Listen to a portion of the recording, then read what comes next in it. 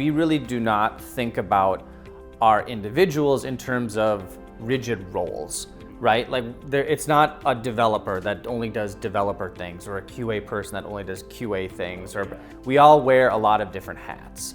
Now, some of us spend more time in a specific hat than others, right? Like we as developers, as engineers, that is the meat of what we do. But that doesn't mean that we're not gonna put on our QA hat at some point, or we're gonna put on our product hat, or we're gonna put on our Scrum Master hat, or whatever it is.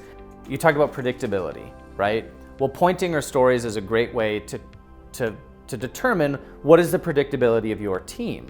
But what it is not good for is the predictability of an individual person, because that's not how we view the work that we do, right? It's you could do that if you had a single person that was only responsible for X, Y, Z, but we have not found, but from my perspective, that reduces your feedback loop with the people on the team and accomplishing your overall goal. I think if you have just a job that is like, this is my little area that I'm doing, which builds on top of it, and then we get a product, I think it's very easy to lose sight of everything else that's around you. And when you're focusing just on this one area, that's not directly impacting your customers. Wow, yeah, that's a great encapsulation of a lot of what we just talked about, all into like a nice, concise paragraph. I loved it.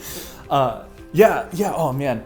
I think an example of sort of like that, where we talk about maybe like into concrete terms for a team, is I think we've talked about the push and pull model of like how stories are picked up from a backlog is just a small microcosm of like how you like almost assign roles or assign sort of like particular feature to a dev. So the push model, for example, we've seen teams that maybe they would assign all of the stories out to certain developers for the sprint, right?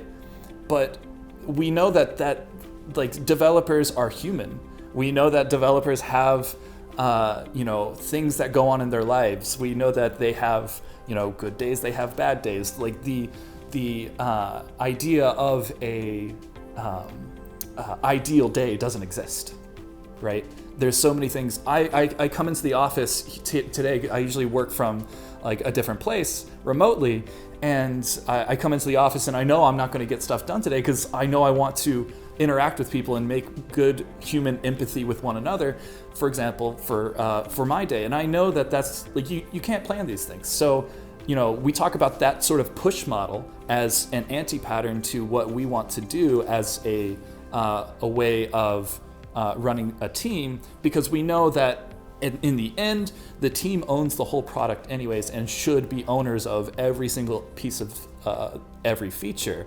And so it's not all the ways down to, you didn't get these 3 things done and now we're not going to be able to deliver any value to our client anymore.